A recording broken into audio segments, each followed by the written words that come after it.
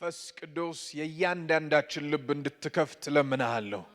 ያስተምራቸው ዘንድ መልካሙን መንፈስ ሰጣቸው እንደሚል በጌታ በኢየሱስ ስም እግዚአብሔር ያለ መከልከል የሚያስተምረንን ያን ቅዱሱን መንፈስን በመካከላችን እንድታፈስልን ለምንሃለሁ። የኔን ልብ እንድትነካ፣ የልጆችን ልብ እንድትነካ፣ የወንዶቹን የሴቶቹን ልብ እንድትነካ፣ የቃል ጉልበት እያንዳንዳችንን እንዲዳስስ በኢየሱስ ስም ለምንሃለሁ። እስካሁን በመገኘት ከኛ ጋር አለ፣ ደግሞ ቀርቶ ባለውም ጊዜ እንዲሁ ከኛ ጋር እንድትሆን እንለምንሃለን። መንፈስ ቅዱስ ያንዳንዳችን በፊት ራሳችንን ሃምብል እናደርግልሃለን። አንዳችንም በትዕቢት እንዳንያዝብህ ልባችንን ከፍተን ካንተ እንድንቀበል፣ ካንተ እንድንሰማ፣ ካንተ እግዚአብሔር ሆይ እንድንመገብ በኢየሱስ ስም እንለምንሃለን። ስለ ሁሉ ስምህ ይባረክ። በጌታ በኢየሱስ ስም ጸለይን፣ አሜን። ከመቀመጣችን በፊት መሪ ጥቅሳችንን ትነግሩኝና እናነበውና እንቀመጣለን። ምንድነው ጥቅሳችን አለን? እሺ፣ አንደኛ ቆሮንቶስ ምዕራፍ 4 ቁጥር 17ን እናወጣለን። አንደኛ ቆሮንቶስ ምዕራፍ 4 ቁጥር 17 ጀምሮ አነበዋለሁ በጌታ በኢየሱስ ስም። ያው ደጋግመን ማንበባችን በአእምሮአችን በቃላችን እስክንይዘው ድረስ መሆን አለበት ብለናል። እንግዲህ በጌታ የተወደደውና የታመነውን ልጄን ጢሞቴዎስን የላኩላችሁ በዚህ ምክንያት ነው። እንግዲህ በጌታ የተወደደውንና የታመነውን ልጄን ጢሞቴዎስን የላኩላችሁ በዚህ ምክንያት ነው ይልና እርሱም በየስፍራው በሚገኙ አብያተ ክርስቲያናት ሁሉ ከማስተምረው ትምህርት ጋር የሚስማማውን በክርስቶስ ኢየሱስ ያለውን የሕይወት አካሄዴን ያሳስባቸዋል። እየተነጋገርን ያለነው በምን ዙሪያ ላይ ነው? የሕይወት አካሄድ፣ በክርስቶስ ኢየሱስ ያለ የሕይወት አካሄድ አይደለ? እየተነጋገርን ያለነው እሱን አካሄድ ደግሞ ሰዎችን እዩልን ብለን ሳይሆን እንዲሁ እየኖርነው ሰዎች ያዩታል። ጳውሎስ ጢሞቴዎስን የላከው በዚህ ምክንያት ነው። እልኝ እስኪ ብዬ አይደለም ያየልኝ፣ ስኖረው ግን አይቶታል። ስለዚህ እሱ ይነግራችኋል። እያንዳንዱ አብያተ ክርስቲያናት ሄጄ ሳስተምር ያስተማርኩትን ብቻ አይደለም የሰማው፣ ካስተማርኩት ትምህርት ጋር የሚስማማውን የሕይወት አካሄዴን ሁሉ ጠንቅቆ አውቆታል፣ አይቶታል። ስለዚህ እሱ ይነግራችኋል። ስለዚህ ምን እየተነጋገርን ነው? ክርስትና ማለት እሁድ በሳምንት አንዴ ወይ ቅዳሜ እንደዚህ ስንሰበሰብ የምንሰማው ትምህርት ብቻ ሳይሆን ያንን በሳምንት አንዴም ሊሆን ይችላል፣ በሳምንት ሁለት የሰማነውን ትምህርት ሳምንቱን ሙሉ መኖር አይደል? እንደዛ ነው አይደል? ስንነጋገር የከረምነው ሳምንቱን ሙሉ መኖር። ስንኖረው ደግሞ እዩልን ሳንላቸው የሚያዩን ብዙ ሰዎች አሉ። የሕይወት አካሄዳችንን ጠንቅቀው በቃ አይሆንም ብለን ያሰብናቸው ሰዎች ያዩናል። ይሄማ ሰው ምን በቃ እኔ ምን ሃይ ስኩል አይደለም እንዴ ምን የሚያካብዱት ምናምን ብለን ልናልፋቸው የሞከርናቸው ሰዎች ሁሉ ጠንቅቀው ያዩናል። ለምን? የሕይወት አካሄዳችን መለየት ሲጀምር አንዱ በተለይም ደግሞ በእኛ ላይ የተጠራው ስም የከበረ ስም ስለሆነ ያንን ነገር ያንን የተጠራንበትን ስም ያንን የተማርነውን ትምህርት ያንን እሁድ እጃችንን አንስተን የዘመርነውን መዝሙር ያ ቤት ውስጥ ማታ ማታ ልንተኛ ስንል የምንጸልየውን ጸሎት ቀን ስንኖረው ሰዎችን ካላሳየናቸው ትምህርት ሌላ ሕይወት ሌላ የሚባል የክርስትና አዲስ ቴዎሎጂ ውስጥ እንገባለን። አዲስ ቴዎሎጂ ነው እሱ። አዲስ የስነ መለኮት ትምህርት። ሕይወት ሌላ ነው፣ ንግድ ሌላ ነው የሚሉ ሰዎች ገጥመውኛል ብያቸዋለሁ ከዚህ በፊት። ስራ ሌላ ነው፣ ክርስትና ሌላ ነው። እኔ በስራ የሚመጣ ሰው ምናምን የሚሉ ሰዎች ተፈጥረዋል በዚህ ምድር ላይ። ጳውሎስ ደግሞ እንደዛ የሚባል ነገር የለም። የሕይወት አካሄድ የግድ እሁድ እሁድ የምንሰማውን ወይም የምንሰብከውን ትምህርት መምሰል መቻል አለበት። አትሳደብ ብዬ ሰብኬ ደጅ ወጥቼ የማስታጥቅ ሰውዬ መሆን የለብኝም። አታመንዝር፣ አርፈ ተቀመጥ ምናምን ስል ስመክር የከረምኩ ሰውዬ ከሰኞ እስከ ዓርብ እንደፈለኩኝ ስንዘላዘል የምከርም ሰውዬ መሆን የለብኝም። የሕይወት አካሄዱ ከትምህርቱ ጋር አንድ ላይ ነው የሚቀጥለው። አንድ ላይ ተስማምቶ ጌት አሎንግ አድርጎ ነው የሚሄደው እያልን ስንነጋገር ከርመናል። ከዛ እሱን የተነጋገርንበት ዋና ምክንያት ምንድነው ሲባል የመሰረታዊ የክርስትና አስተምሮ ትምህርትን የጀመርንበት ዋና ዓላማ ይሄንን ቢውልድ ማድረግ ስለሆነ ብለናል። የምንማረው ትምህርት አለ። ከዛ ያንን የሚመስል ደግሞ የህይወት አካሄድ አለ እና a way of life in Christ Jesus አካሄዱ አለ በክርስቶስ ኢየሱስ ያለ ነው። ዝም ብሎ ተራያውን አካሄድ አይደለም። ራሱን ጌታን የሚመስል ነው። ራሱን ኢየሱስን ተስቲፋይ የሚያደርግ ስለ ጌታ የሚመሰክር አካሄድ አንዳንድ ጊዜ ባይዘው አንዳንድ ጊዜ ሳይሆን እንደውም በዋነኝነት ልበለው በአንደበታችን አወጥተን ወንጌል ከመሰከርንላቸው ሰዎች በላይ ስንራመድ ያዩን ሰዎች በጣም በዛ ይማረካሉ። ልድገመው አይኑ ትንንሽ ልጆችንም እንደውም የሚያወሳስብብን እንደውም ያስጨንቀን ምናምን እንላለን ግን እዚህ ጋር ነው የሚጀምረው። ጌታ ኢየሱስም በብዛት 12 ደቀ መዛሙርት ሰብስቦ ያስተማራቸው አብዛኞቹ ከእናንተ ብዙም እድሜያቸው የራቀ አይደሉ። ስለ እድሜ ባለፈውም ተነጋግረናል። እኔ ትንሽ ልጅ ነኝ ምንድነው ጌታው አሁን በጣም ፈታልል የሚገባበት እድሜ ነው ምናምን እንዳትሉ እናንተን የሚያክሉ ልጆች ናቸው ታሪክ የሰሩት። እናንተን የሚያክሉ ልጆች ናቸው መጽሐፍ ቅዱስ ላይ አብዛኞቹ የምታዩቸው ትልልቅ ነገር ያደረጉት በእናንተ እድሜ የተጠሩ ናቸው። እነ ጢሞቴዎስን አንስተናል፣ እነ ቲቶን አንስተናል።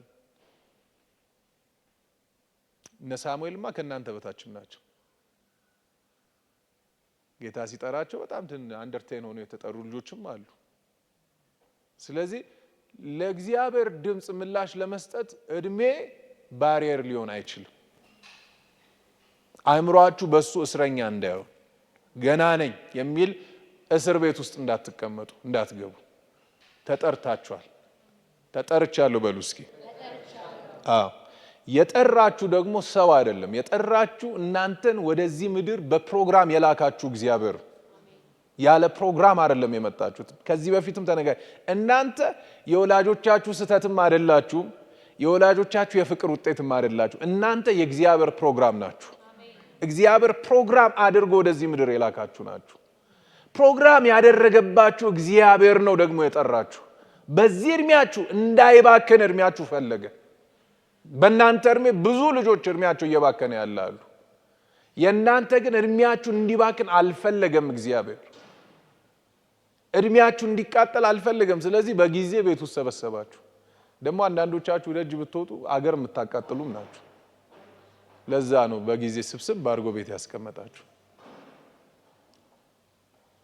ስለዚህ መሰረታዊ ክርስትና አስተምሮን እየተማርን ያለንበት ምክንያት ምንድነው? የምንማረው ትምህርት አለ። እሱን የሚመስል ደግሞ ህይወት አለ። ህይወት ብቻ አይደለም አካሄድ አለ፣ እርምጃ አለ። ውልክፍክፍ ያለ አካሄድ መቼስ እሱን ለውትድርና ማንም አይመለምለውም አይደል? አንዱ ውትድርና ሰው የሚመለመለው በስርዓት ይራመዳል ወይ?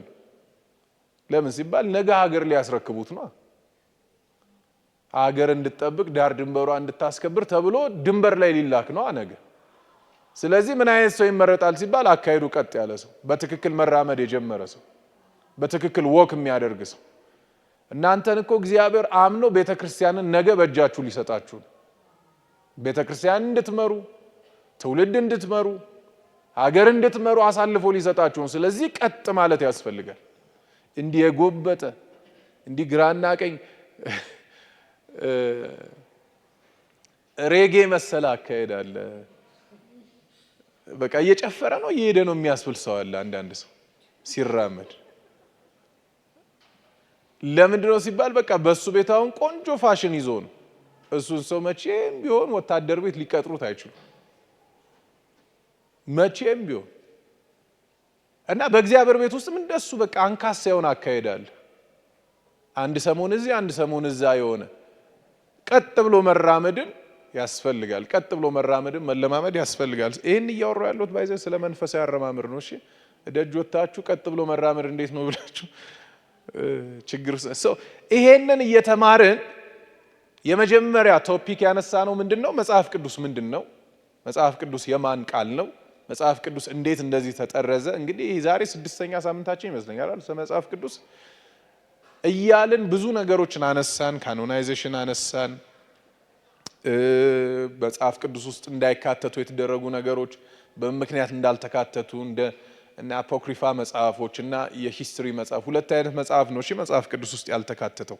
አንደኛው የሂስትሪ መጽሐፎች ናቸው።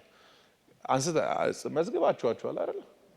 እነ ያሻር የሚባሉ መጽሐፎችን the book of God, the book of the war of kings ወይም lords ምናምን የሚባሉ መጽሐፎች መጽሐፍ ቅዱስ ላይ የተጠቀሱ ርዕሳቸው መጽሐፍ ቅዱስ የመጽሐፉ ስማቸው መጽሐፍ ቅዱስ ላይ የተጠቀሰ ግን መጽሐፍ ቅዱስ ውስጥ ያልተካተቱ መጽሐፎች አሉ ብለን የሂስትሪ መጽሐፍ አንስተናል። ከዛ ደግሞ ከነሱ ውጪ ደግሞ ሌላ አፖክሪፋ ወይም ዲትሮካኖኒካል እያልን ደግሞ ሌሎች መጽሐፎችን አንስተናል። እያልን ዛሬ ምን ላይ ደርሰናል? ላስት ዊክ ላይ ምን ላይ ነበርን? ላስት ዊክ ሄርሜኔቲክስ ጉድ ሄርሜኔቲክስ የሚል ኮንሴፕት አንስተናል። የግድ ቃሉን በእርግጥ መሸምደድ ግዴታ አይደለም ብያለሁ። በዚህ ልክ እንደምትረሱት አላወኩም ነበር። አንድ ሰው ብቻ ነው ያስታውሰው። የግድ አይደለም ቃሉን መሸምደድ ሳይሆን ቁም ነገሩ አሁን እናንተም የቴዎሎጂ ትምህርት ላይ ስላይደለ ያላችሁት ኦን ፐርፐዝ እያደረግን ያለ ነው ምንድነው መጽሐፍ ቅዱስ እንዴት ነው ልንረዳው የሚገባው? እንዴት ነው አንደርስታንድ ልናደርገው የሚገባው? እንዴት ነው የመጽሐፍ ቅዱስ ውስጡ ያሉትን ነገሮች ሐሳቡን ሚስ ሳናደርግ ሊል የፈለገውን ነገር ሳንስተው እንዴት ነው ልንጠቀምበት የምንችለው እያልን ስንነጋገር ነበረ ከባለፈው ሳምንት። ዛሬም ብዙ ለማንሳት ጊዜ የለኝም፣ ግን ዝም ብዬ ባለፈው ያነሳናቸውን አንዳንድ ነገሮች በወፍ በረር ዳሰስ አድርጌያቸው ልለፍ። ሄርሜኔቲክስ ምንድነው አለን? ስነ አፈታት። በቃ ባጭሩ ስነ አፈታት ነው፣ ወይም ደግሞ መጽሐፍ ቅዱስን ለመረዳት ኢንተርፕሬት ለማድረግ የምንጠቀምበት አፕሮች ነው ባጭሩ። የተለየ ነገር አይደለም። የሆነ ቃሉ ለየት ያለ ቃል ስለሆነ ራሳችሁን በጣም እንዳትሉ እንዳታስጨንቁት። ሄርሜኔቲክስ ሳይንስም ነው አርትም ነው ብለናል። የተለያዩ ቤተክርስቲያናት በክርስትና ዲኖሚኔሽን ስር ወይም በክርስትና አብያተ ክርስቲያናት ስር ብዙ የክርስቲያን ሃይማኖቶች አሉ። እነሱ የየራሳቸውን የመጽሐፍ ቅዱስ ስነ አፈታት ዘዴ ቢጠቀሙም እኛ ደግሞ እንደ ወንጌላውያን አማኞች የምንጠቀመው የራሳችን የሆነ የስነ አፈታት ዘዴዎች አሉን ብለን ተነጋግረናል።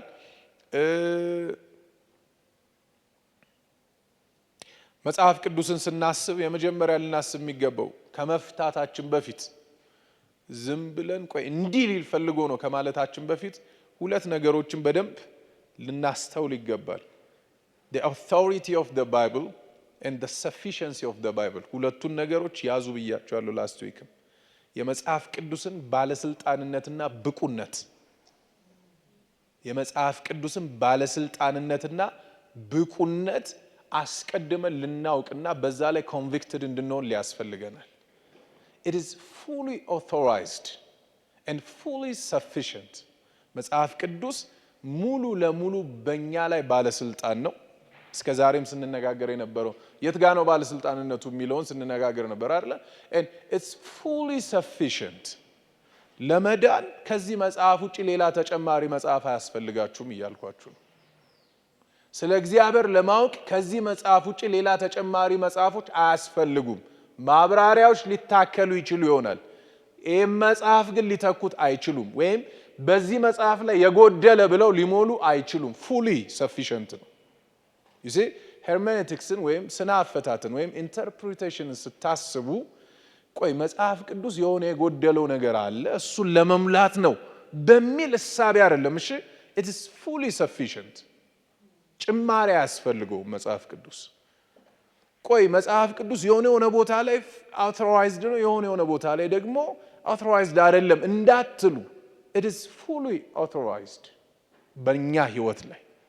እሺ መጽሐፍ ቅዱስን ለመፍታት ወይም መጽሐፍ ቅዱስ የሚያወራውን አንደርስታንድ ለማድረግ እነዚህን ሁለት ሜጀር ኮንሴፕቶች ሚስ እንዳታደርጉ።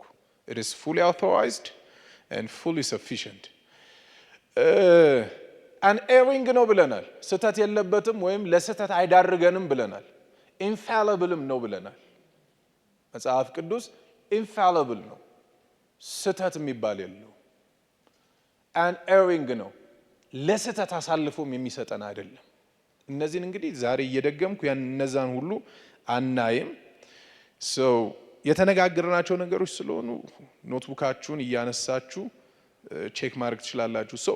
በዚህ ውስጥ ደግሞ የስነ አፈታትን ሐሳብ ገና አስቀድመን ስናስብ I know hermeneutics by itself it's a science and an art ግን ሊረሳና ወደ ጎን ሊተው የማይገባ አንድ በጣም ወሳኝ ነጥብ አለ ብለናል። ምንድነው? ሆሊ ስፒሪት።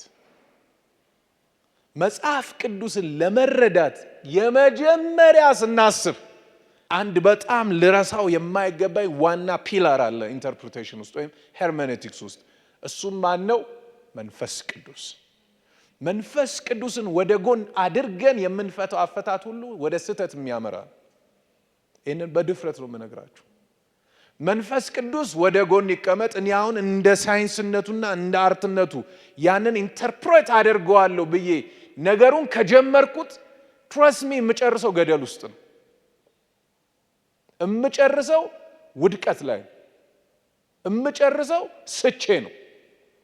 የምጨርሰው ምናልባት መጨረሻ ላይ ይሄ መጽሐፍማ ስህተት አለበት ምናምን በሚል በማይሆን ኮንክሉዥን ነው ኮንክሉድ የማደርገው። ለምን ሲባል ዋናውን ፒላር ወደ ጎን ስለገፋሁት፣ ባለቤቱን ኦተሩን ወደ ጎን ስላደረግኩት። ይሄ መጽሐፍ ባለቤት አለው ብለናል። የተለያዩ ሰዎች ውስጡ ገብተው ይጻፉ፣ ውስጡ ገብተው ተዋናዮች ይሁኑ እንጂ ባለቤት አለው ብለናል። ባለቤቱ ደግሞ የዘላለም አምላክ ነው። እነሱ ከመፈጠራቸውን በፊት ነበረ፣ እነሱም ከሞቱ በኋላ አለ። ይሄው በእኛ ዘመንም አለ። አንድ ባለቤት ስለሆነ ያለው ይሄ መጽሐፍ ዛሬም ድረስ ራሱን ባለቤቱን እየጠየቅን ነው የምንረዳው። ምሳሌ እንደውም ሰጥቻችሁ ነበር። ቤት ይመታኛ ቤት ብያችኋለሁ አይደል? ይሄ ምንድነው ብላ በራሷ ከምትፈላሰፍ የቤቱ ባለቤት ነው ያለው። ይሄ ምንድነው ብላ ብትጠይቀኝ በቀላሉ አስረዳታለሁ። የብዙ ሰዎች ስህተት ያን ይሄ ምንድነው ብለው ከሚፈላሰፉ ባለቤት አለው፣ ባለቤቱን መጠየቅ ይቻላል። መንፈስ ቅዱስ ምን ልትል ፈልገ ነው በዚህ ቃል ውስጥ? we can ask, you can ask guys። ባለቤት አለው አለ። ባለቤቱ ደግሞ የሞት አይደለም። ባለቤቱ መቃብር ገብቶ የቀረ አይደለም። ባለቤቱ ሕያው ነው። እናንተ ሳትፈጠሩ ወደዚህ ምድር ሳትመጡ በፊት እሱ አለ፣ አሁንም አለ፣ ለዘላለም የሚኖር። ስለዚህ you can ask him። በዚህ በኢንተርፕሪቴሽን ውስጥ ወይም በሄርሜኔቲክስ ውስጥ መንፈስ ቅዱስ ሁለት ትልልቅ ስራዎችን ይሰራል ብለናል አይደለ? የሚያስታውሰኛል ሁለት ቃላቶችን ተጠቅመን ነበር፣ ኢምፓወርመንት እና ኢሉሚኔሽን። መንፈስ ቅዱስ ሁለቱን ስራ ይሰራል። ኢሉሚኔት ያደርጋል፣ ኢምፓወር ያደርጋል። የምናነበውን ቃል ያብራራልናል። የመጀመሪያ ወይም ያበራልናል። ኢሉሚኔሽን ዳይሬክት ትርጉሙ ማብራት ስለሆነ ያበራልናል። ከዛስ ባበራልን ቃል ላይ ያስታጥቀናል። ባይዘው ይሲ እንዴት ነው ታዲያ ያለ መንፈስ ቅዱስ ባይብልን ማነበው? እንዴት ነው የምንረዳው? መረዳት ብቻ አይደለም እኮ አንብቤው ምን ሊፈይድልኝ? አነበብኩት፣ እሺ፣ ከዛስ ያለ መንፈስ ቅዱስ ኢምፓወር። በዚህ ቃል መሰረት ኢምፓወር የሚያደርገኝ መንፈስ ቅዱስ ነው። ያለ መንፈስ ቅዱስ አንብቤው ምን ላምጣ? ከዛስ ምን ልሁን? ከዛስ የት እንድደርስ ነው? በጣም የመጽሐፍ ቅዱስ ዕውቀት አለው እንድባል ነው? እሱ እኮ መጽሐፍ ቅዱስን በቃሉ ሸምድዶታል እንዲባልልኝ ነው? አንድ ቃል አንብቤ እሷን ቃል አብርቶልኝ በእሷ ቃል መሰረት ካስታጠቀኝ ተሳክቶልኛል። ይሄ አሁን ብዙ ቨርስ ማወቅ ጥሩ ነው፣ እያጥላለው አይደለም። ብዙ ቨርስ ማወቅ፣ ብዙ ቨርስ አውቀን በአንዱም ቃል ላይ ኃይል ከሌለን ምን ይጠቅመናል? ስለ ፍቅር ብዙ ጥቅሶች አውጥተን ሰዎችን የምንጠላ ከሆነ ምን ይጠቅመናል? ስለ መልካምነት፣ ስለ ደግነት፣ ስለ ይቅርባይነት ብዙ ጥቅስ አንብበን በቃላችን ሸምድደን በዛች ቃል መንፈስ ቅዱስ ኢምፓወር ካላደረገን ምን ይጠቅመናል? ምን ነው ጥቅሙ? ስለ ይቅርታ የተጻፉ 10 ጥቅሶች ምናምን ብለን ዘርዝረን አውጥተን እኛ ግን ይቅር ማለት የማንችል ሰዎች ከሆነ ስለ ፍቅር አንስተን ሰዎችን የማንወድ ከሆነ ስለ ትህትና መዓት ጥቅሶች ዘርዝረን አውጥተን እኛ ግን ትዕቢተኛ ከሆነ you see the role of the Holy Spirit በመናነበው ቃል ላይ ኢምፓወር ያደርገናል። so we can't read this Bible without Holy Spirit። we can't. Don't try it at all. በምታነቡት በእግዚአብሔር ቃል ማደግ የምትፈልጉ ከሆነ ዋናውን የቃሉን ባለቤት ማስገባት አለባችሁ። እሱን ደጅ አርገን አይደለም፣ እሱን ከበር ውጭ አርገን አይደለም እኛ የምናነበው። የግድ እሱ መኖር አለበት። በዚህ አማራጭ አይደለምሽ፣ የግድ መኖር አለበት። የግድ መንፈስ ቅዱስ አብሯችሁ መሆን አለበት። አለዚያ ፈላስፋ ነው የምትሆኑት። ኢሉሚኔት ያደርግልናል። አንደኛ ቆሮንቶስ ምዕራፍ 2:10 አይተናል። እንደገናም ደግሞ ኢምፓወር ያደርገናል። ኤፌሶን 3:14 እስከ 19 ስለዚህም በሰማይና በምድር ያለ አባት በጣም ነው የምወደው ይህን ጥቅስ ያለ አባትነት ሁሉ ከሚሰየምበት ከአብ ፊት እንበረከካለሁ አለ። ለምንድን ነው የምትንበረከከው ጳውሎስ? በመንፈሱ በውስጥ ሰውነታችሁ በኃይል እንድትጠነክሩ።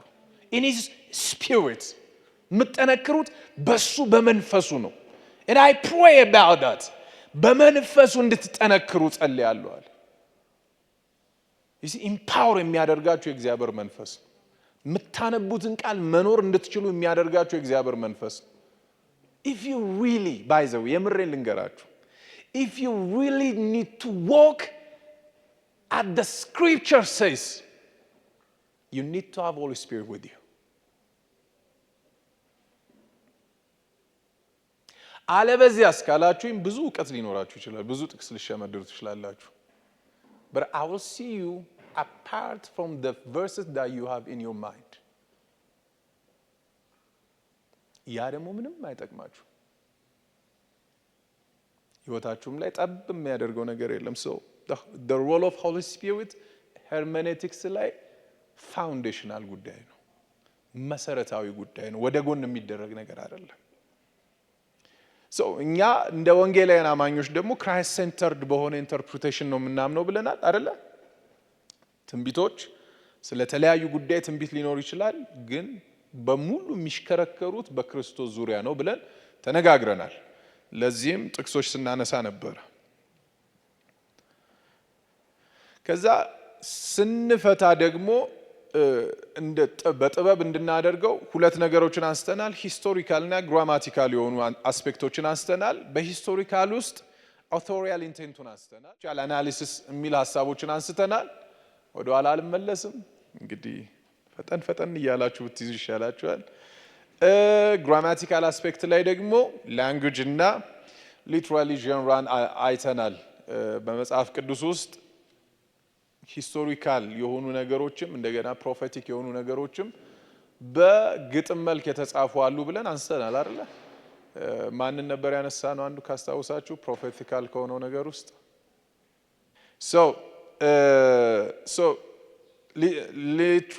ሊትራሪ ጀነራል ቼክ ስናደርግ በጣም አብረን መጠንቀቅ ያለብን በግጥም መልክ የተጻፉ መጽሐፎችን ልክ እንደ ታሪክ ወይም እንደ ስድ ንባብ ወይም ደግሞ የሆነ ነገር ኢንዲኬት ብቻ እንደሚያደርግ ነገር ልናይ አይገባም። ምክንያቱም ጀነራል በራሱ ሊድ ሊያደርገን ይገባል። ፖኤቲክ ሲሆን we have to be conscious ምን ለማለት ተፈልጎ ነው፣ ከቃላት ውስጥ ምን አይነት ሚዛን ያላቸው ቃላቶች አሉ የሚለውን በደንብ ማየት አለብን ብለናል። እንደገና ኢንፋክት ዛሬ አሳይመንት ተሰጣችኋለሁ። ባይዘው አሳይመንቱ በወረቀት ጽፋችሁ የምታመጡት ነው።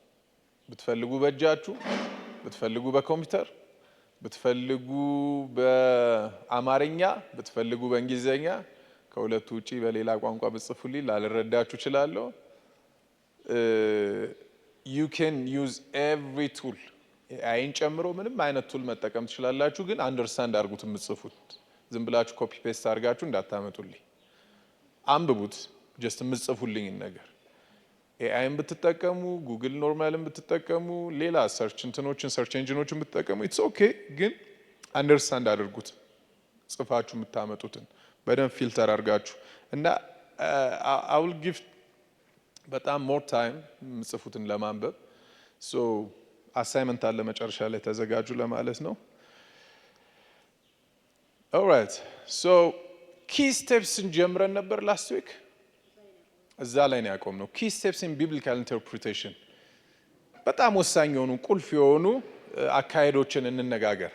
እሷን ቶሎ ቶሎ ተናግሬ እጨርሳለሁ፣ ሰዓትም ዛሬ ብዙ ስለተጠቀምን። የመጀመሪያው መዘጋጀት ያስፈልጋል። ብድግ ብለን እንትን የምንለው ነገር መሆን የለበትም። መንፈሳችን፣ አይምሮአችን፣ ሁለንተናችን ሬዲ መሆን አለበት። መጽሐፍ ቅዱሳችን የሆነ የመጀመሪያው ላችሁ መጽሐፍ ቅዱስን ስትከፍቱት ታስታውሳላችሁ አይደል? ሳሚ እዚህ መጥቶ ሲያገለግልን the bible is not meant to read but to be heard አይደል? የእግዚአብሔር ቃል ወይም መጽሐፍ ቅዱስ እንዲነበብ የተሰጠን መጽሐፍ ሳይሆን እንድናዳምጠው it is meant to be heard እንድናዳምጠው የተሰጠን ነው። you see ያን እያልን ከሆነ ተናጋሪ አለ ማለት ነው። ተናጋሪው ደግሞ የሆነ አንድ ተራ ሰውዬ አይደለም። እናንተ ሰፈር የምታውቁት ጧትና ማታ እየለፈለፈ የሚያስቸግር ሰውዬ እንዳይመስላችሁ። ሰማይና ምድርን የሰራ እግዚአብሔር ነው በዚህ ውስጥ የሚናገር። so whenever we open our bibles we have to be conscious, we have to be prepared. የሆነ በቸልተኛነት ወይም አንድ የሆነ ፊክሽን መጽሐፍ እንደምናነበው የምናነበው መሆን የለበትም። we have to be conscious and we have to be prepared. ተዘጋጅተን መሆን መቻል አለበት። so ስንዘጋጅ የመጀመሪያው የምናደርገው ምንድነው ሲባል እንጸልያለን። just እንጸልያለን። ምናልባት 30 ሰከንድም ልትሆን ትችላለች፣ 1 ደቂቃም ሊሆን ይችላል፣ 10 ደቂቃም ሊሆን ይችላል። ብትፈልጉ 1 ሰዓት፣ ብትፈልጉ ግማሽ ቀንም ጸልዩ። እንጸልያለን። የምንጸልይበት ምክንያት ምንድነው ሲባል ቅድም እንደነገርኳችሁ ነው። ዋናውን የመጽሐፍ ቅዱስን ባለቤት ኢንቫይት እናደርገዋለን በጸሎት። መንፈስ ቅዱስ እንድትመራኝ እፈልጋለሁ፣ እንድትናገረኝ እፈልጋለሁ። as I open my bible I want to hear your voice ልንል ይገባል። ዝም ብዬ አንብቤ ዘግቼው የምወጣው መጽሐፍ እንዲሆንብኝ አልፈልግም። እንድትናገረኝ፣ ለልቤ እንድትናገረኝ፣ በሚገባኝ ቋንቋ እንድታስረዳኝ እፈልጋለሁ። he knows ምናልባት ለቤቴ ያስረዳበት መንገድና ለኔ የሚያስረዳበት መንገድ ሊለያይ ይችላል። በረዳቱን ግን ይሰጠናል። ለምን ሲባል እንዴት አፕሮች ማድረግ እንዳለበት ስለሚያውቅ፣ እንዴት ከኛ ጋር ዲል ማድረግ እንዳለበት ስለሚያውቅ መንፈስ ቅዱስ the only thing ከኛ የሚያስፈልገው አንድ ነገር ነው። ልባችንን ከፍተን ኢንቫይት እንድናደርገው ነው የሚፈልገው። መንፈስ ቅዱስ ባክን ጆሮቼን ክፈትና ተናገረኝ፣ የማነበው ቃል ያገኘኝ፣ ዝም ብዬ አንብቤ የምወጣ ሰው አልሁን እና ተናገረኝ ልንለው ይገባል። ሁለተኛ ሁልጊዜ ይሄንን መጽሐፍ ስናነብ በአውቀዋለሁ መንፈስ እንዳናነበው መሳት የለብንም። እዚህ ላይ ራሳችንን ስናዘጋጅ አንዱ የምናዘጋጀው ይሄ መጽሐፍ አዲስ ነው፣ መጽሐፍነቱ ሳይሆን ውስጡ ያለው ቃል ዛሬም አዲስ ነው የሚል መንፈስ ያስፈልጋል። አውቀዋለሁ ይሄንን ጥቅስ የዛሬ ስንት ዓመት እኮ አንብቤው ነበር አይባልም። እሺ እንዳትሉ፣ አዲስ ነው። ተናጋሪው ባለቤቱ ለዘላለም አዲስ ነው። ይሄው እልፍ አላፍ መላእክቶች እስከ ዛሬ ያመልኩታል፣ አሁንም አዲስ ነው። የሚናገረውም ንግግር አዲስ ነው። ቃላቶቹን ልታውቋቸው ትችላላችሁ እንጂ ድምጹን አታውቁትም። ስለዚህ አዲስ ነው በሚል በትህትና መንፈስ መጽሐፍ ቅዱሳችን ልንከፍትና ልናነብ ያስፈልጋል። ለመማር በተዘጋጀ መንፈስ we need to have a teachable spirit. blocked የሆነ ስፒሪት አይደለም፣ teachable የሆነ ለመማር ሬዲ የሆነ ስፒሪት ያስፈልጋል። የተዘጋ ደጅ አይደለም ለጌታ ልንሰጠው የሚገባው። I just humbled myself ጌታ ሆይ በአንተ ፕሬዘንስ ውስጥ and teach me and speak to me ልንለው ይገባል።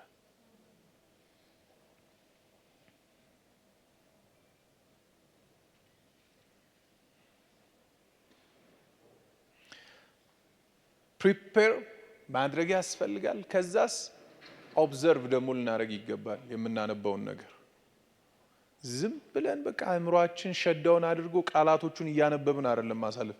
ምን እያወራ ነው? we have to observe ስናደርግ ብዙ ጊዜ እነዚህ WH questions አሉ አይደለ? who what where when why how ምናምን የሚባሉ ጥያቄዎች እነሱን አብረን እየጠየቅን ለምሳሌ ሮሜ 8 አንድ ላይ በጣም የምንወደው ቃል አለ አይደል? ወይም አንደኛ ቆሮንቶስ ምዕራፍ 5:17 ላይ አሁን ግን በክርስቶስ ኢየሱስ ላሉት ኩነኔ የለባቸውም፣ ወይም ደግሞ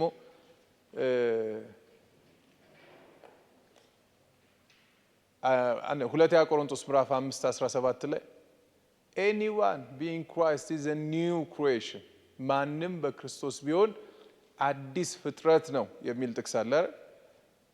ይህን ጥቅስ እስኪ ለምሳሌ WH question ጠይቁት። who how why ምናምን የሚሉ ጥያቄዎች ጠይቁ እስኪ። ማንም በክርስቶስ ቢሆን አዲስ ፍጥረት ነው። who is talking about me? So I'm a new creation የሚለውን መልስ አገኛለሁ። if I'm a new creation I got no past ማለት ጀምራለሁ። ከዛስ how እንዴት ሲባል because I'm in Christ. when ሲባል the day I received my Lord Jesus as my Savior. you see ይሄ ነው observation ማለት። you have to ask ሌሎችንም ጥቅሶች ስታነቡ you have to observe። ዝም ብሎ እንደ ስድ ንባብ እያነበባችሁት መሄድ የለባችሁም። you have to observe እነዚህን ጥያቄዎች እየጠየቃችሁ። ሌላው ኦብዘርቬሽን ውስጥ በጣም አንዱ ማስተዋል ያለባችሁ repeated words ነው። ተደጋግመው የሚጠቀሱ ቃላቶች ሲኖሩ ኦኬ ፎከስ ሊደረግ የፈለገው በዚህ ቃል ውስጥ ይሄ ቃል ነው። በጣም ተደጋግሞ መጥቷል እዚህ ሐሳብ ላይ። ለምሳሌ ዮሐንስ ወንጌል ምዕራፍ 17 ላይ ጌታ ኢየሱስ ክርስቶስ የጸለየበት የጸሎት ምዕራፍ ነው አይደል? በጣም በተደጋጋሚ የምትሰሙት አንድ ቃል አለ እዛ ውስጥ። በጣም በተደጋጋሚ የምትሰሙት የሚያስታውሰኝ እስኪ ዮሐንስ ወንጌል ምዕራፍ 17 the prayer of Jesus የኢየሱስ ሙሉ ጸሎት ሙሉ ምዕራፉ ላይ የተመዘገበበት መጽሐፍ።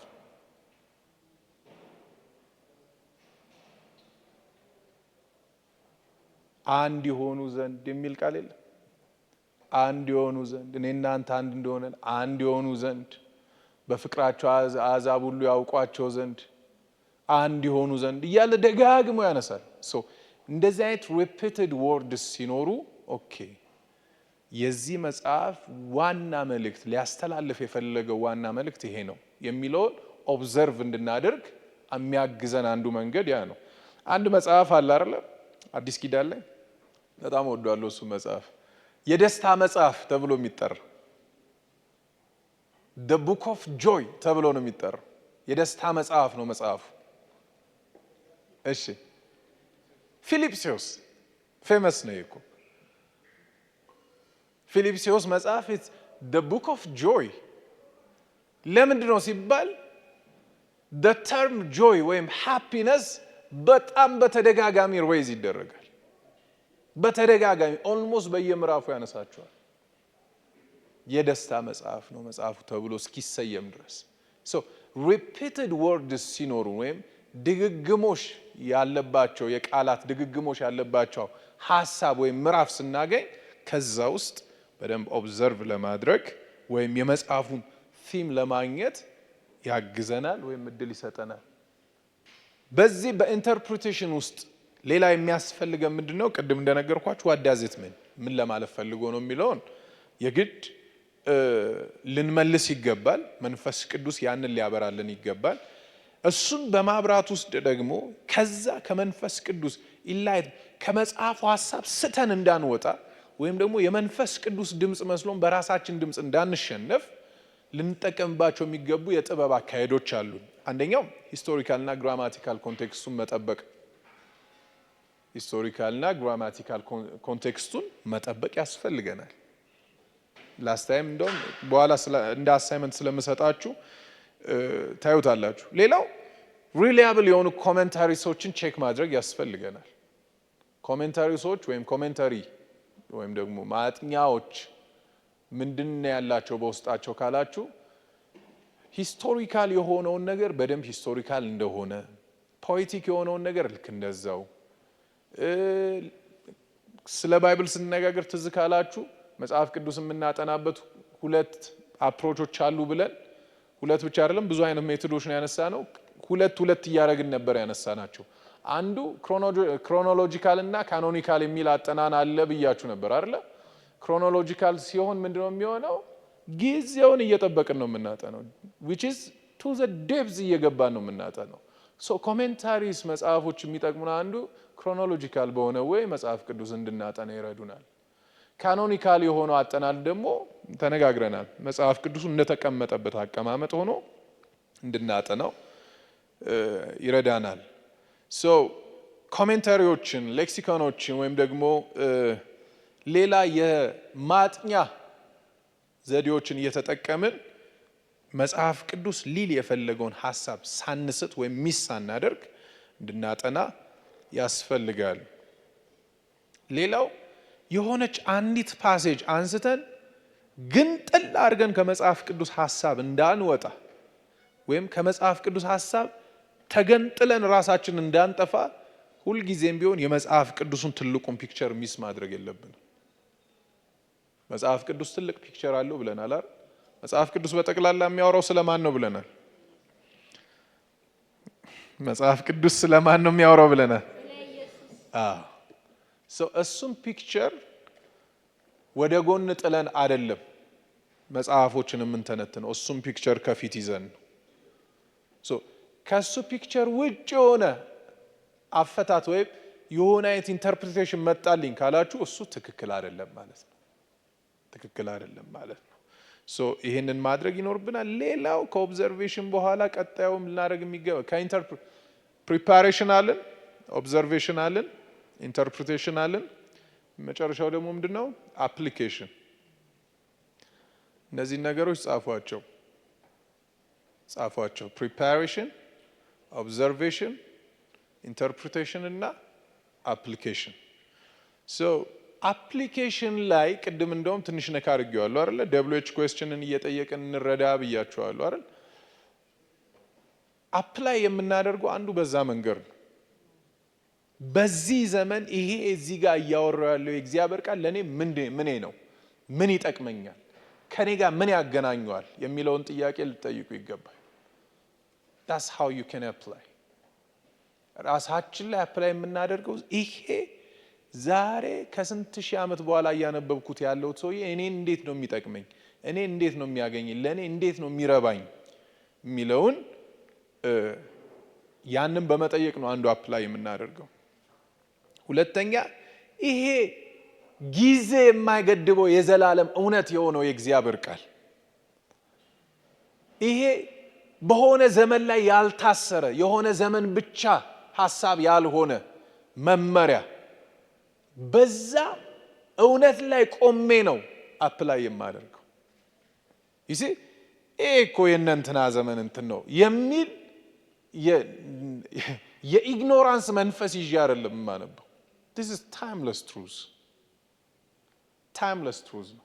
timeless truth ነው ብዬ ስናገር ግን at the same time ልንረዳው የሚገባን ምንድነው ሲባል ይሄ መጽሐፍ ሲጻፍ ሰዎች በካልቸራቸው በእውቀታቸውና በኖሩበት ዘመን ልክ ነው የጻፉት አዎ ከዛውስ ፕሪንሲፕልና እውነቱን አወጣለሁ እንጂ ዛሬም ድረስ በእነሱ ካልቸር እንኑር ማለት አልችልም ወይም አንችልም ብያችኋለሁ ጸጉራቸው ማደግ የማይችሉ አገሮች ላይ ሄዳችሁ ሴቶች ጸጉራቸውን ያሳድጉ ይላል ምታረጊውን አርጊ አላቀልሽም ቃሉ ብሏል ልላት አልችልም ወይም ኢትዮጵያ ውስጥ አለ አይደል ወደ እንትን አካባቢ ወደዚህ ወደ ሙርሲ ምናምን አካባቢ ማክሲመም ጸጉራቸው አደገ ከተባለ 1 ኢንች ማትሞላ ጸጉርሽ ከጆሮሽ በታች ጀርባሽ ላይ መምጣት አለበት ልላት አልችልም ያቺን ሴት መጽሐፉ ምናልባት ግን በዛ መልኩ ተጽፎ ሊሆን ይችላል ሶ ሂስቶሪካል የሆነውን ጀነራል ሉዝ ላደርግ አይገባኝም and at the same time interpret ሳደርገው ፕሪንሲፕሉን ወስዳለሁ እንጂ ካልቸሩን አንጥቼ እዚህ ካልጫንኩት ልላችሁ አልችልም so application በዚህ መልክ ነው ሌላው እቺን ሐሳብ የግድ መናገር ይኖርብኛል እቺን ሐሳብ ፖቴንሻል ፒትፎሎች አሉ ወይም ደግሞ ሳናቀው በቃ በራሳችን እንተረጉመዋለን ብለን የምንወርቀው አወዳደቃል ፖቴንሻል ፒትፎሎች አሉ እና እነሱ እንዴት ነው ፕሪቨንት የምናደርገው ቶሎ እንናገር አንደኛው ሰብጀክቲቪዝም ነው በቃ መጽሐፉን subjected to my own idea አረጋለሁ አንዳንዴ ሳላቅ ግን መጽሐፉ subjected to my own idea እንዲሆን አይደለም የተሰጠኝ የራሴን ፍላጎት፣ የራሴን ስሜት፣ የራሴን የባህሌን ነጸብራቅ ወይም ደግሞ የቋንቋዬን ነጸብራቅ ወይም ደግሞ የአመለካከቴን ነጸብራቅ በሙሉ እንደፈለግኩኝ እዚህ ውስጥ የማስማማበት ጉዳይ አይደለም። It cannot be subjected to my own feeling. The Bible cannot be subjected to our feeling. Right? So አንደኛው ፒትፎሎች ብዙ ጊዜ በብዙ ሀገርም ላይ እንደኛ በተለይ እኛ ሀገር ላይ ያለው ይሄ የዚህ ሳብጀክቲቪዝም ችግር ነው። ሶ እሱን አስቀድመን ልንጠነቀቅ ይገባል። መጽሐፉ ጸሐፊዎቹ የኖሩበት የራሳቸው ካልቸር አላቸው፣ የራሳቸው የሆነ እይታ አላቸው። ከዛ ደግሞ ተደራሲያኖች መጽሐፉ የተጻፈላቸው ማህበረሰቦች እነሱም ልክ እንደዛው የኖሩበት ካልቸር፣ የኖሩበት እይታ፣ የኖሩበት አመለካከት አላቸው። so with this thoughtful mind ሆነን ነው ነገሩን በደንብ ምናየው። ሌላው ይሄን እንደ አሳይመንት ሰጣችኋለሁ፣ ግን ዝም ብዬ ሐሳቡን ነካል አድርገው። በቃላችሁ የመሸምደር ግዴታ የለባችሁም። እችኛዋንም ቃል ሁለት ቃላቶች ናቸው። ኤክሰጀሲስ ኤንድ ኤክሰጀሲስ የሚባል ነገር አለ። ኤክሰጀሲስ ኤንድ ኤክሰጀሲስ ኦልራይት። ሶ የሆነ ሐሳብ ይዤ በአእምሮ የሆነ ሐሳብ ይዤ ከዛ የሆነን ጥቅስ እንደምንም አሳምኜ የዛ ሐሳቤ ደጋፊ ሳረገው ኤክሰጀት አረኩት። በቃ ልድገመው። እሺ ስፔሊንጉን ልንገራችሁ። ኢአይ ኤክሰጀሲስን ኢአይ ኤስኢ ጂኢኤስአይኤስ ይሄ ኤክሰጀሲስ ይባላል። ኢአይ ኤስኢ ጂኢኤስአይኤስ ኤንድ ኤክሰጀሲስ ደግሞ ኢኤክስኢ ጂኢኤስአይኤስ። ሶ ኤክሰጀት ሳደርግ ምንድን ነው? አስቀድሜ ሀሳብ ይዣለሁ። ኦልሬዲ አዲስ ሀሳብ ለመስማት ኦፕን አይደለሁም። በልቤ የሞላ የሆነ ሀሳብ አለ። የሆነ ጥቅስ ደግሞ እንዲደግፍልኝ ፈልጌያለሁ። ሶ ኤክሰጀት ስናደርግ ምንድን ነው ብዙ ጊዜ የሚገጥመን ችግር ሲባል ጥቅሱ ሊል ያልፈለገውን ሀሳብ ነው በግድ እንዲል እያደረግን ነው ያለነው። ሀሳቡ የኛ ነው፣ ጥቅሱ ሌላ ነው። በግድ ጠምዝዘን ና ይሄንን ማለት አለብህ እያልነው እናስጨንቀዋለን። ፋይናሊ ጥቅሱ አይስትም፣ እኛ እንስታለን። ጥቅሱ አይወድቅም፣ እኛ ግን በጣም የሚገርም አወዳደቅ እንወድቃለን። ሶ አንዱ ችግር ይሄ ነው። ፖቴንሻል ፒትፎሉ አንዱ ይሄ ነው። ኤክሰጀት ደግሞ ስናደርግ ባዶ ሆነን ነው የምንመጣው። በቃ የሚለኝን ልስማ፣ የሚናገረኝን ላድምጥ የሚል ሀሳብ ይዘን እና ሲናገር ከተናገረን ንግግር ላይ ነው ሀሳቡን የምንወስደው። ሀሳብ ይዘን መተን አይደለም የምናደርገው። አፈርሜሽን ፍለጋ አይደለም የምንመጣው፣ ድምፅ ፍለጋ ነው የምንመጣው። የሆነ ሀሳብ ይዘን ያንን አፈርም ለማድረግ አይደለም የመጣ ነው። ኤክሰጀሲስ ሲሆን ምንድን ነው እያደረግን ያለ ነው? ያ መጽሐፉ ሊል የፈለገውን ሀሳብ ባዶ በተከፈተ ልብ ሆነን እናዳምጠዋለን። ሌላው አሊጎራይዚንግ ነው ወይም አሊጎሪ። ኢሊጎሬ በሚለው ያዙት እንዳይጠፋባችሁ። ኢሊጎሬ እንደማይጠፋባችሁ እርግጠኛ ነኝ። ሶ አሊጎራይዚንግ ብዙ ጊዜ አሳይመንት ትሰሩበታላችሁ፣ እሰጣችኋለሁ። ባለፈውም ተነጋግረናል። 3 ተርሞች አብረን አንስተናል ከአሊጎሪ ጋር። ማንም ያስታውስ? ሶ አሊጎሪ፣ ታይፖሎጂ ኤንድ ሲምቦሊዝም የሚል 3 ቃላቶች አንስተናል አይደል? አንስተናል። መካድ አትችሉ መቼስ። እሺ ይሄን ወደ አሳይመንታችሁ ላሻግረው ሰዓታችን ስለሄደ።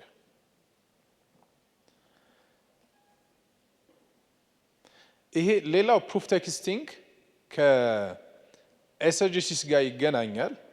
የሚለየው ፕሩፍ ቴክስቲንግ ምናልባት አንዷን ጥቅስ ለይተን ሙሉ ምዕራፉ ሊያወራው ከሚፈልገው ሀሳብ የተለየ አድርገን ስንወስዳት ብዙ ጊዜ ፕሩፍ ቴክስቲንግ። ያን የምናደርግበት ምክንያታችን ምንድን ነው? ይሄም የራሳችን ሀሳብ ይዘን ስለመጣን። የራሳችንን ሐሳብ ይዘን ስለመጣን ነው። ባለፈውም አንድ ጥቅስ አይተናል አይደል? የናቆሽ ሁሉ ወደ እግርሽ በታች ይወድቃሉ ስለ አሊጎሪ። ከዛ ፕሩፍ ቴክስቲንግ ላይ ሐሳብ ይዞ መጣ። አንዷን ጥቅስ ብቻ ከመጽሐፉ ከሙሉ ከምዕራፉ ሐሳብ ገንጥለን ለብቻችን እንዲመቸን አድርገን የምንወስድበት መንገድ ፕሩፍ ቴክስቲንግ ነው። ይሄም ፖቴንሻል ፒትፎል ነው። ሌላው ቅድም ያነሳነው ጀነራውን ኢግኖር ማድረግ ነው፣ ወይም ኢግኖሪንግ ጀነራ። ይሄስ ምንድነው ችግሩ ሲባል ፖኤትሪውን እንደ ፖኤትሪ እንዳናነብ፣ ፓሴጁን እንደ ፓሴጅ፣ ፕሮፌቲካል የሆኑ ነገሮችን ኤፒስትልስ የሆኑ ነገሮችን እንደየ የተጻፉበት ዓላማና እንደየ ተጻፉበት ይዘት እንዳናነባቸው ይሆናል ኢግኖር ባደረግነው ቁጥር። so we have to be conscious ጀነራም ላይ so አሳይመንታችንን እንጻፍ። የምትሰሩት ለአሁኑ ቅዳሜ አይደለም፣ የምትሰሩት ለሚቀጥለው ቅዳሜ ነው። ሲምፕሊ ሴ መጻፍ ከአንድ ፔጅ እንዳታስበልጡት። እሺ ከአንድ ፔጅ እንዳታስበልጡት የምትጽፉት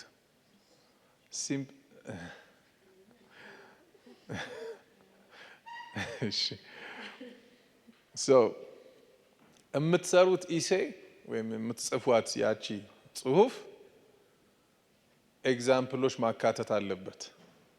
እሺ ከመጽሐፍ ቅዱስ ኤግዛምፕሎች ማካተት አለበት። አሊጎሪ ታይፖሎጂ ኤንድ ሲምቦሊዝም ምንድን ነው የሚለውን ነው። what is allegory, typology and symbolism? I need you to write all about it, and I need you to come with examples from the verses. All right? ከዛ ደግሞ ኤክሴጀሲስ እና ኤክሴጀሲስ ምንድን ነው?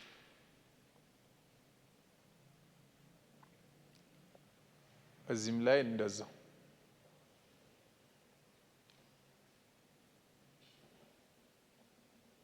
ግልጽ ነው አይደል?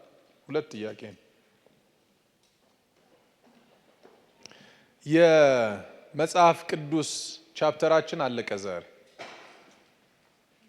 ደስታ ይሁን ሐዘን የተሰማችሁ ባላቅም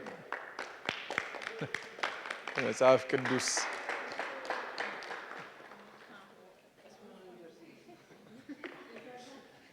ቀጣዩ ክላሳችን who is God and Trinity የሚል ነው። ግን የአሁኑ ቅዳሜ አይደለም የሚጀመረው። የአሁኑ ቅዳሜ ሌላ ፕሮግራም ይኖረናል። አሜን። እስካሁን የጻፍናቸው የተማርናቸው የተለያዩ ነገሮች አሉ አይደለ? በእነሱ ላይ ዲስከስ ማድረግ ይኖርብናል አይደል? ዝም ብለን ቼክ ሳንደራረግ ወደ ቀጣዩ እንዳንሄድ። መጽሐፍ ቅዱስ ባለስልጣን መሆኑን አመናችሁ? መንፈስ ቅዱስ አሳመናችሁ ወይስ ስቲል ጥያቄ ያላችሁ ሰዎች አላችሁ? it's okay if you have question by the way። ስለ መጽሐፍ ቅዱስ ውስጡ ባሉ ሐሳቦች ላይ ጥያቄ የለኝም የሚል ሰው ውሸታም ነው። ሁላችንም ጥያቄዎች ይኖሩናል። መጽሐፍ ቅዱስ ግን ፉሊ ኦቶራይዝድ ነው።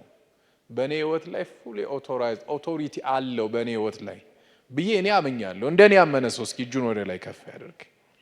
አለማውጣት መብታችሁ ነው ባይዘው። ኦልራይት ሶ ከዚህ በኋላ የምንማራቸው ትምህርቶች በሙሉ መጽሐፍ ቅዱስን እየተጠራጠርን ስላይደለ ቀላል ይሆንልናል። ለዛ ነው መጽሐፍ ቅዱስን አስቀድመን የተማርነው። እግዚአብሔር ማን ነው የሚለውን ለመመለስ መጽሐፍ ቅዱስ ላይ ያሉትን ሐሳቦች ማንሳት ስላለብን ለዛ ነው መጽሐፍ ቅዱስ ላይ መተማመን የነበረብን። ስለዚህ መጽሐፍ ቅዱስ የበላይ ነው። እስኪ መጽሐፍ ቅዱስ የበላይ ነው በሉ እስኪ። መጽሐፍ ቅዱስ ባለስልጣን ነው እንበል። በእኔ ህይወት ላይ የእግዚአብሔር ቃል የበላይ ነው። በእኔ ህይወት ላይ የእግዚአብሔር ቃል ባለስልጣን ነው። ሙሉ ባለስልጣን ነው። እስኪ እጆቻችሁን ደረቶቻችሁ ላይ አድርገን ልባችን ላይ አድርገን እንጸልያለን። ሃሌሉያ። የእግዚአብሔር ቃል በእኛ ህይወት ላይ በእኔ ህይወት ላይ ባለስልጣን ነው። በአንቺ ህይወት ላይ ባለስልጣን ነው። በአንተ ህይወት ላይ ባለስልጣን፣ ሌላ ባለስልጣን፣ ሌላ ሐሳብ፣ ሌላ የሰው እቅድ፣ የሰው ፍልስፍና፣ የሰው አመለካከት አይደለም በእኔ ህይወት ላይ ባለስልጣን የሆነው የእግዚአብሔር ቃል የሆነው መጽሐፍ ቅዱስ ዘመን የማይሽረው መጽሐፍ ቅዱስ፣ በዘመናት መካከል መሻሻል የማያስፈልገው መጽሐፍ ቅዱስ፣ ባለቤቱ ከዘላለም በፊትና ከዘላለም በኋላ ያለ እግዚአብሔር ራሱ ባለቤት የሆነለት ቅዱስ ቃልህን ስለሰጠህን እናመሰግናለን። ይህንን ቅዱስ ቃልህን እግዚአብሔር ሆይ እኛ ድምፅህን እናደምጥበት ዘንድ ስለሰጠህን እናመሰግናለን። ነጋችን ሁሉ በዚህ ይስተካከል ዘንድ፣ ዘመናችን በዚህ ያማረ ይሆን ዘንድ፣ ፊውቸራችን ከዚህ ቃል የተነሳ የበራ ይሆን ዘንድ ይህንን ውድ ሀብት ስለሰጠን እናመሰግናለን። ይህንን ውድ ንብረት እግዚአብሔር በሕይወታችን ወደ ጎን ልናደርገው የማንችለው ሁልጊዜ ከፊታችን አድርገነው የምንጓዘው ይህንን ውድ ነገር ስለሰጠን እናመሰግናለን። ክብር ይሁንልህ፣ ከፍ እናደርግሃለን። ጌታ ሆይ ስምህ ይባረክ። የቃል ጉልበት አሁንም ያሸንፈን። አልሸነፍ ያለች ነፍስ እምቢ እጅ አልሰጥም ብላ የምትከራከር ከቃል ጉልበት የተነሳ እንድትሸነፍ እንጸልያለን። ከቃል ጉልበት የተነሳ እጅ እንድትሰጥ እንጸልያለን። ከቃል ኃይለኛነት የተነሳ ከሰው ምክር ብዛት የተነሳ አይደለም አባ፣ ለብዙ ሰዎች ምክር እምቢ ያለች ነፍስ ከቃል ብርቱነት የተነሳ ግን እንድትሸነፍ እንጸልያለን። ከቃል ኃይለኛነት የተነሳ ግን እጅ እንድትሰጥ እንጸልያለን። ከቃል ጉልበተኛነት የተነሳ እግዚአብሔር ሆይ ለምክር እምቢ ያለች፣ ለተግሳጽ እምቢ ያለች ነፍስ ቃልህ እንዲያሸንፋት በኢየሱስ ስም እንጸልያለን። ክብር ለአንተ ብቻ ይሁን። እናመሰግናለን። ይህንን ቃል በከፈትን ቁጥር አይኖቻችን ይከፈቱ ዘንድ ለምንሃለሁ። አይኖችን ክፈት ከሕግ ታምራትን አያለው እንደሚል ቃልህ አይኖቻችንን ክፈት እግዚአብሔር፣ አይኖቻችንን ክፈት በኢየሱስ